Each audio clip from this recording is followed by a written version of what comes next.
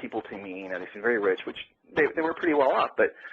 And I had been living in hell.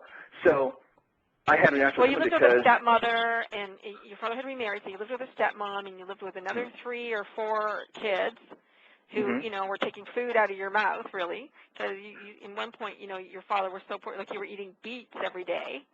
And so the nutrition wasn't there. You were starving. You lived in this crappy place that had an outhouse, you know. And so here you are backward in California where it all started in a wonderful, you know, beautiful home. The ocean's there. Everything's clean and nice, and they can afford clothes and toys. And, yeah. So what are you thinking?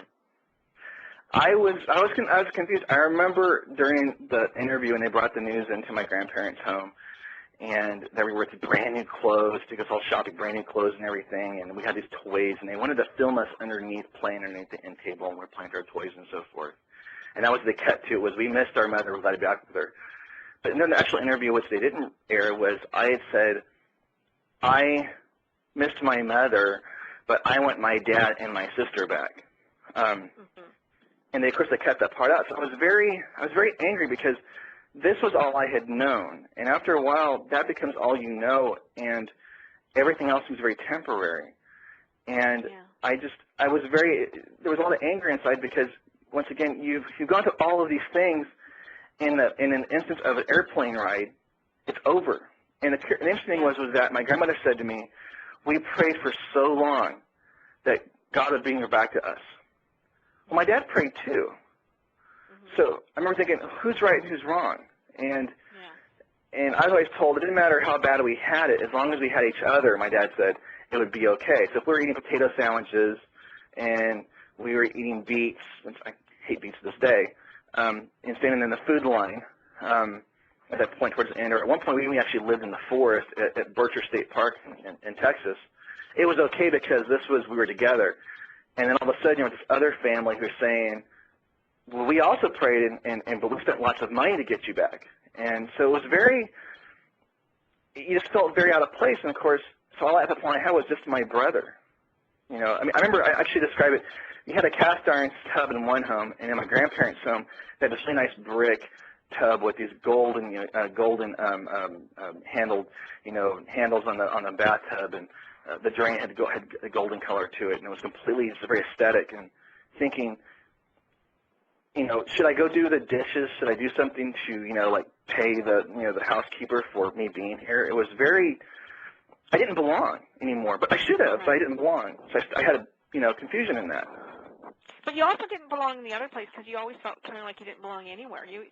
Your thoughts were always, I don't belong, I should be dead, why am I alive, why was I born? These thoughts went through your head as you were, you know, with your dad too, and his family and the new family that came along.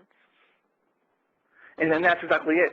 When I was with my dad, because Carrie had basically, I always say I teamed up, but he basically had started nurturing her baby brother Sam, and Dad was, you know, he tried to be everything to a point, and then also he had his own exterior life, which, you know, resulted, of course, later getting someone pregnant, getting married. I was parents for myself, and whenever something happened to someone else, Carrie got in trouble, I got hit for it because I usually, you know, ratted her out or something like that. But I never felt I belonged anywhere. And I mean, literally, it was something that I remember. We had a puppy dog, and Sam was playing with the puppy dog, and it belonged, of course, Carrie. And I go play with the puppy dog, and Carrie says, "No, you can't touch it." And I go touch it again, can't touch it. And so she frogged me. She hit me in the arm. And at one point, the dog got out and ran off, and so I had to go catch it. And when I finally caught it, instead of just, you know, carrying it back, I threw the dog over this fence and broke its leg. I'll blame it on my little brother. It was something that I was never, you have all this love around you, but if you reach out for it really openly, you get smacked while they're telling you, we love you. And you just didn't want to live no more. You know, it was like you weren't allowed to walk down the main street. You had to walk down the alleyway with all of the vagrants, which of course is much more safer. And you just, I've always, like my older brother, he got boxing gloves from my grandpa. My grandpa loved him. So he was, you know, go beat up on your older brother. You know, he'll be the stand there. Can you stand there while your brother hits you? It was, and I don't think they meant to in some ways, but in a lot of ways, my sister Carrie especially, I became pretty much her focal point. I was the brother that remembered everything. I refused in so many ways to kind of forget the past. And I was, I guess to a point, I was much more the weaker of the three children. So having all of that come about,